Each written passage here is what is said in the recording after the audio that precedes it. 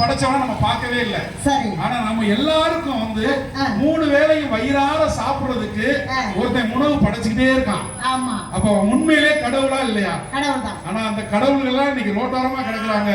அந்த கடவுள்களை விட்டு நம்ம யாரு பின்னாலேயே நீ வாழ்க நான் வாழ்கன்னு போயிட்டு இருக்கோம்.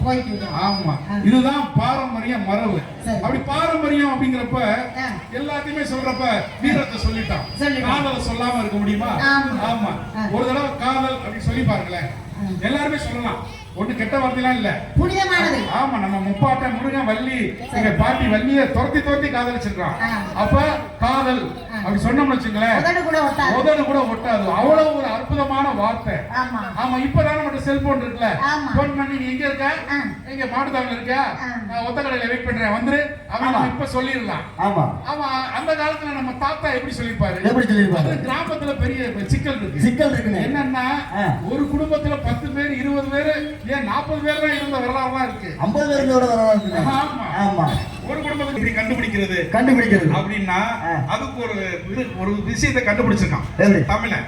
அதாவது எல்லாத்துக்குமே பாட்டு இருக்கு. எல்லாமே பாட்டு. ஆமா, பிறந்துட்டாங்கன்னா தாலாட்டு. ஒவ்வொன்றுக்கும் பாட்டு இருக்கிறப்ப இதுக்கு ஒரு பாட்டு இருக்கு, எசப்பாட்டுன்னு ஒரு பாட்டை கண்டுபிடிச்சு. எசப்பாட்டு. ஆமா, இந்த எசப்பாட்டை பாடணும்னு அங்க இருக்க திரும்பி பாக்குற மாதிரி பாட்டி நம்ம பாட்டியை தாத்தா வந்து கூப்பிடுறாரு. வெளி எழுஞ்சதுன்னு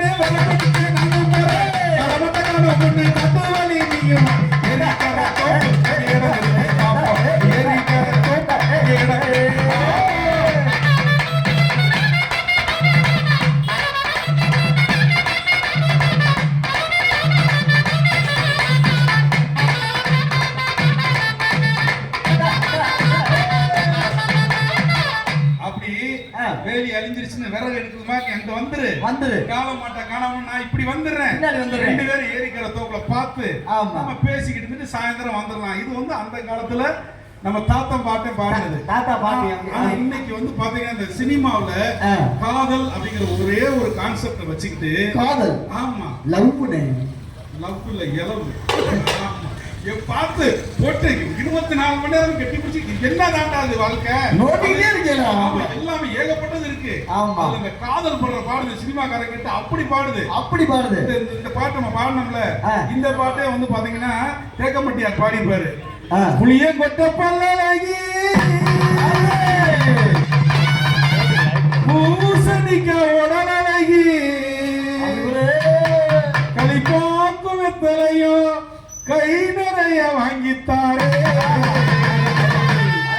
கருக்கல்ல வருவெட்டி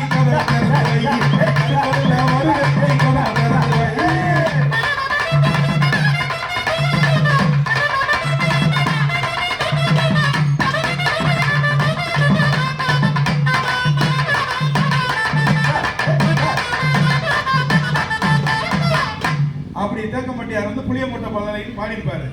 அந்த பாட்டு சினிமாவுக்கு போறப்ப வேற மாதிரி மாறி போயிடும். ஆமா, அங்க போறப்ப மொச்ச கொட்ட பல்லழகி முத்து முத்து சொல்லழகி சிமையில பேரழகி அவ செஞ்சு வச்ச மாரழகி மொச்ச கொட்ட பல்லழகி முத்து முத்து சொல்லழகி மொச்ச கொட்ட பல்லழகி முத்து முத்து சொல்லழகி சிமையில பேரழகி செஞ்சு வச்ச மாரழகி குடுந்து வந்து வரட்டா குடுமி கட்டு வரட்டா குடுந்து வந்து வரட்டா குடுமி கட்ட வரட்டா.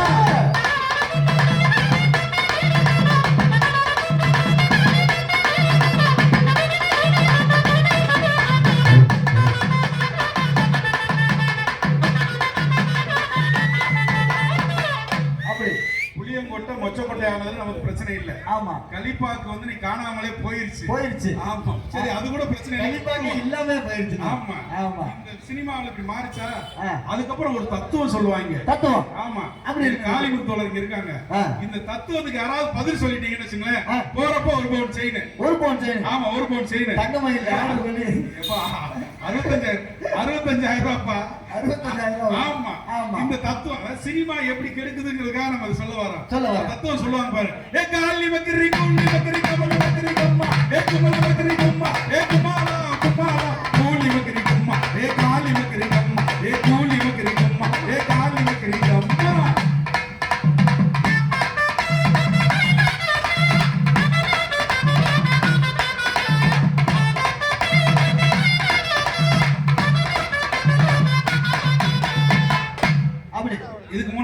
பாடலாம் புரிஞ்சு இல்ல? காலமான காட்டு வழி நான் போறேன், வேலி அழிஞ்சிருச்சு நீ வந்துரு அப்படி எல்லாம் சொன்னதெல்லாம் நமக்கு புரிஞ்சிச்சு. இந்த சினிமாக்காரங்க திடீர்னு காலி மக்கரி கூலி மக்கரின்னு போட்டு காலி மத்திரி கூலி மத்திரினா ஒண்ணுமே புரியாது, ஒண்ணுமே புரியல, அர்த்தமே இல்லாத வரிகளை போட்டு நம்மள்ட்ட காசாக்கிட்டாங்க. நாமளும் கேட்கல. இப்படித்தான் அர்த்தமே இல்லாத சில பேர், அர்த்தமே இல்லாத சில பேர் பகட்டா இருப்பாங்க, பார்க்கவே படோடமா இருப்பாங்க, பயங்கரமா இருப்பாங்க, அவங்கள்ட்ட ஒண்ணுமே இருக்காது. ஆனா அவங்க பகட்டையும் அந்த படோடத்தையும் காட்டி நம்ம எல்லாத்தையும் ஏதாவது ஒரு வகையில நம்ம வாழ்க்கையை சிதைக்கிற வேலையை அவங்க செஞ்சுட்டு இருக்காங்க. கண்டிப்பா. ஆமா, நல்லா இருக்கணும் சொல்றது 4 பேரா தான் இருக்கும். இந்த நாட்டை கெடுக்கணும் அப்படிங்கிறதுக்காக ஒரு கூட்டமே அலைஞ்சிட்டு அவங்கள்ட்ட இருந்து நாம பத்திரமா இருக்கணும், பாரம்பரியத்தை மீட்கணும், நம்மை பாதுகாக்கணும், நம் சமூகத்தை பாதுகாக்க வேண்டும் என்று தொடர்ச்சியாக போராடி கொண்டிருக்கக்கூடிய யானமலை தமிழ் சங்கத்தினுடைய அத்துணை நல்ல உள்ளங்களுக்கும் நெஞ்சம் நிறைந்த நன்றிகளை வாழ்த்துக்களை மறுபடியாக தெரிவித்து